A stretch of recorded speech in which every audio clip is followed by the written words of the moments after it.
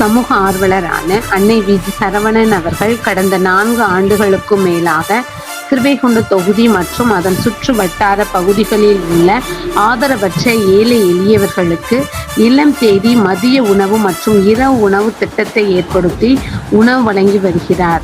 இந்நிலையில் தமிழக வெற்றி கழகத்தின் ஐம்பெரும் கொள்கை தலைவர்களுள் ஒருவரான சமூக ஆர்வலர் அஞ்சலை அம்மாளை கொள்கை தலைவராக அறிவித்ததன் ஈர்ப்பால் தமிழக வெற்றி கழகத்துடன் இணைந்து தமிழக வெற்றி கழக தலைவர் தளபதி திரு விஜய் அவர்களின் ஆசியுடன் கழக பொதுச் செயலாளர் அண்ணன் ருசியன் ஆனந்த் அவர்களின் வழிகாட்டுதலின்படியும் 11/9/2025 இன்று 1185வது நாளாக ஏரல், உண்டியலூர், ஸ்ரீவைகுண்டம், கோட்டைக்காடு, கீழமங்கலக்குறிச்சி மற்றும் சிறுதண்டநல்லூர் அதன் சுற்று வட்டார பகுதிகளில் உள்ள 158 ஆதரவற்ற ஏழை எளியவர்களுக்கு தமிழக வெற்றி கழகம் தூத்துக்குடி மேற்கு மாவட்டம் அன்னை வி.ஜி. சரவணன் அவர்களின் சார்பில் மதிய உணவாக முட்டையுடன் கூடிய குருமா குழம்பு சாப்பாடு வழங்கப்பட்டது.